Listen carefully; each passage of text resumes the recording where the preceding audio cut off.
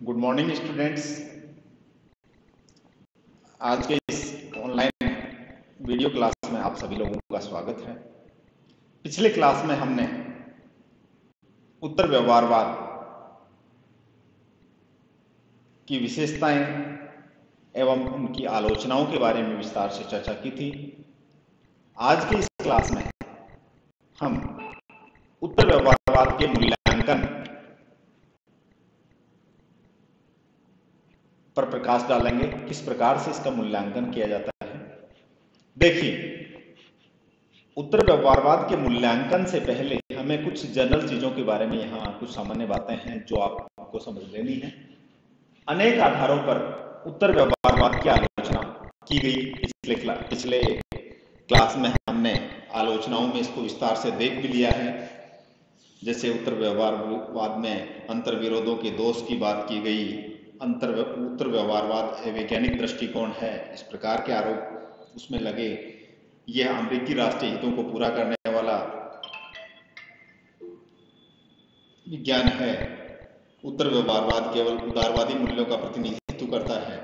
तृतीय विश्व के देशों के लिए सीमित महत्व है। इस प्रकार से बहुत सारी आलोचनाएं हमने इसकी देखी, बहुत सारी आलोचनाएं उत्तर व्यवहारवाद की गई। एक तरफ उत्तर व्यवहारवाद वस्तुनिष्ठ वैज्ञानिक तकनीकों पर बल देता है और दूसरी तरफ यह मूल्यों पर बल देता है। क्योंकि जब हमने यहाँ उत्तर व्यवहारवाद की विशेषताएं हम पढ़ रहे थे तो वहां हमने तथ्य मूल्य समन्वय की बात की। तो यहाँ पर तथ्य और मूल्य दोनों क्या हैं, एक दूसरे के विरोधी हैं। वस्तुनिष्ठ वैज्ञानिक तकनीकों पर बल देना और दूसरी तरफ मूल्यों पर बल देना, ये अपने आप में कॉन्ट्राडिक्टरी बात थी। जब हम इसकी आलोचना पढ़ रहे थे उत्तर व्यवहारवाद की, तब भी हमने इसको देखा कि एक तरफ तथ्यों को बल और दूसरी तरफ मूल्यों को बल देने के कारण इसमें अंतर्विरोधों का दोष आ गया। ये बात हम इसकी आलोचना करते समय पढ़ रहे थे। इसका परिणाम क्या हुआ कि एक तरफ वस्तुनिष्ठ तकनीकों पर बल दिया गया और दूसरी तरफ मूल्यों पर बल दिया गया। इसका परिणाम ये निकला कि उत्तर व्यवहारवादियों से कम वैज्ञानिक हो गए। क्यों?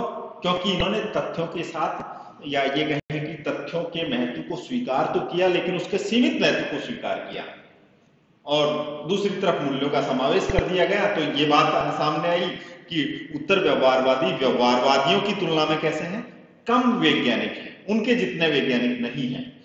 तथ्य और मूल्य दोनों अवधारणाओं को स्वीकार करने से इसमें अंतर्विरोधों का दोष उत्पन्न हो गया, ये भ्रम उत्पन्न हो गया, अंतर्विरोधों का भ्रम उत्पन्न हो गया। क्योंकि दोनों ही कंट्रोडक्टरी जो इश्यूज हैं, भाई तथ्य और मूल्य दोनों जो कि एक दूसरे के विरोधी हैं, उन दोनों को मिला दिया, इसलिए इसमें अंतर्विरोधों का दोष उत्पन्न हो गया, ऐसा भ्रम पैदा हो गया। उत्तर व्यवहारवादियों ने जिन मानवीय मूल्यों को स्वीकार किया, उत्तर व्यवहारवादियों ने जिन मानवीय मूल्यों की बात की, वे उदारवादी लोकतांत्रिक व्यवस्थाओं तक ही सीमित रहे। क्योंकि मूलतः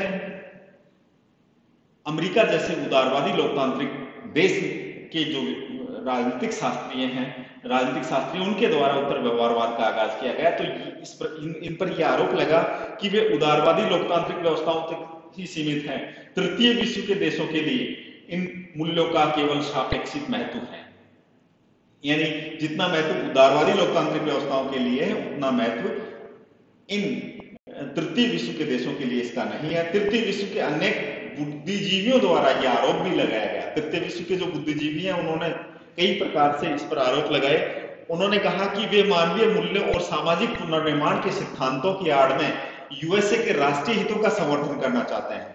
यानी तृतीय विश्व के जो बुद्धिजीवी हैं उन्होंने उत्तर व्यवहारवादियों पर क्या आरोप लगाया कि वे मानवीय मूल्यों और सामाजिक पुनर्निर्माण के सिद्धांतों के नाम पर, उनकी आड़ में वो अपना एक अलग छुपा हुआ एजेंडा पूरा करना चाहता है। और वो एजेंडा क्या है? अमेरिकी राष्ट्रीय हितों का समर्थन करना। इस प्रकार तृतीय विश्व के बुद्धिजीवियों द्वारा इसकी आलोचना की गई। उसके बाद में देखा जाए तो तृतीय विश्व के देशों का अत्यंत सीमित व ये कहें कि सीमित महत्व और सीमित उपयोगिता इनकी रही। उत्तर व्यवहारवाद के मूल्यांकन के प्रसंग में अगर देखा जाए तो इन विचारों से सहमत नहीं हुआ जा सकता। भाई कहने का मतलब कुछ हद तक इस प्रकार के आरोप उत्तर व्यवहारवादियों पर लगाए जा सकते हैं, लेकिन तृतीय विश्व की दृष्टि से इसका बहुत सीमित और संदिग्ध उपयोगिता की बात की गई। उत्तर व्यवहारवाद के मूल्यांकन के प्रसंग में इन विचारों से सहमत नहीं हुआ जा सकता कि उत्तर व्यवहारवाद परंपरागत दृष्टिकोण की पुनरावृत्ति है। हाँ, यहाँ ये बात और क्लियर है कि कई बार ये समझा जाता है कि व्यवहारवादियों की आलोचना कर उत्तर व्यवहारवादियों ने, क्योंकि व्यवहारवादियों ने मूल्यों को पूरी तरह से नकार दिया था, उत्तर व्यवहारवादियों ने मूल्यों के समावेश की बात की, तथ्यों के साथ मूल्यों के समावेश की बात की, तो पुनः मूल्यों की बात करने के कारण कई बार ये भ्रम उत्पन्न हो जाता है कि उत्तर व्यवहारवाद परंपरागत राजनीतिक सिद्धांत या परंपरागत राजनीतिक दृष्टिकोण की पुनरावृत्ति है। यद्यपि उत्तर व्यवहारवाद ने परंपरावादियों की तरह राजनीति विज्ञान के अध्ययन में मूल्यों को केंद्रीय भूमिका को स्वीकार किया है, तो इन दोनों के बीच आधारभूत अंतर भी मौजूद है। उत्तर व्यवहारवाद के मूल्यांकन के प्रसंग में उग्र व्यवहारवादियों ने इस पर आरोप से भी सहमत नहीं हुआ जा सकता कि उत्तर व्यवहारवाद के विरुद्ध प्रतिक्रिया है। यानी जो उग्र व्यवहारवादी हैं वो उत्तर व्यवहारवाद की आलोचना करते हैं, वो ये कहते हैं कि उत्तर व्यवहारवाद के विरुद्ध एक प्रतिक्रिया है, जबकि वास्तव में ऐसा नहीं है, बल्कि उत्तर व्यवहारवाद तो व्यवहारवाद में एक तरह का सुधार है, उसकी कमियों को दूर करने का एक प्रयास जो अमेरिकी राजनीतिक शास्त्रियों द्वारा किया गया वो है।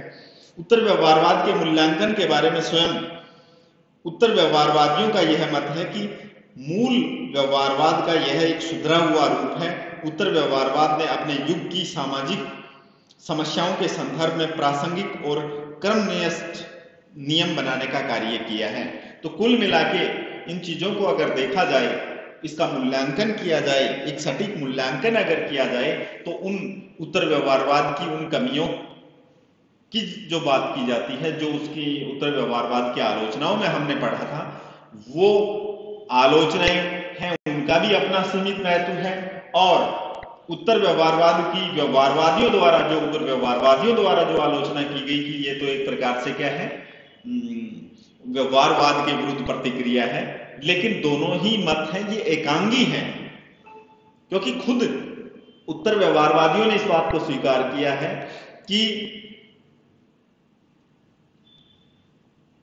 उत्तर व्यवहारवाद के विरुद्ध प्रतिक्रिया नहीं है, बल्कि यह तो व्यवहारवाद में सुधार करने की दिशा में एक सकारात्मक प्रयास है, और यह एक प्रकार से व्यवहारवाद का सुधरा हुआ रूप है, एक सुधार, एक रिफॉर्म उसमें जो हुआ वो है जिसने राजनीतिक विज्ञान में अपने युग की राजनीतिक समस्याओं, यानी विभिन्न प्रकार की जो राजनीतिक समस्याएं राजनीतिक व्यवस्था में होती हैं, उन राजनीतिक समस्याओं के समाधान की दिशा में किया गया एक सकारात्मक प्रयास है, जिसके माध्यम से राजनीति विज्ञान को एक नवीन दिशा देने का प्रयास किया गया है। तो इस प्रकार से ये उत्तर व्यवहारवाद का जो मूल्यांकन है, इस पर हमने प्रकाश डाला, और इस प्रकार हम इस यूनिट में यानी व्यवहारवाद और उत्तर व्यवहारवाद को हमने कंप्लीट कर लिया है। नेक्स्ट अगले क्लास में हम एक नए टॉपिक के साथ आपके समक्ष उपस्थित होंगे। साथ ही आप एक काम और कर सकते हैं, आज इस टॉपिक की समाप्ति के पश्चात मेरे द्वारा कुछ होम असाइनमेंट आपको दिया जाएगा, जो कि आपको अपने व्हाट्सएप ग्रुप पर शेयर कर दिया जाएगा। आप उत्तर लिखने का प्रयास करेंगे, होम असाइनमेंट को कंप्लीट करने का प्रयास करेंगे, और व्हाट्सएप ग्रुप पर ही आप अपने होम असाइनमेंट को मुझे सेंड करेंगे, ताकि उसमें को मैं चेक कर सकूं किस तरह से आप अपने होम असाइनमेंट को पूरा करते हैं। उसको चेक करके आपको अपना स्कोर भी उसमें बता दिया जाएगा। तो सभी बच्चे ये ध्यान रखेंगे कि आज कि ये जो यूनिट हमारी व्यवहारवाद और उत्तर व्यवहारवाद कंप्लीट हो गया, उससे एक शॉर्ट टेस्ट कह सकते हैं, एक होम असाइनमेंट कह सकते हैं, उसको आप कंप्लीट करेंगे और कंप्लीट कर व्हाट्सएप ग्रुप पर उसको शेयर कर देंगे। चेक के बाद में आपका स्कोर आप सभी लोगों को बता दिया जाएगा। थैंक यू, धन्यवाद।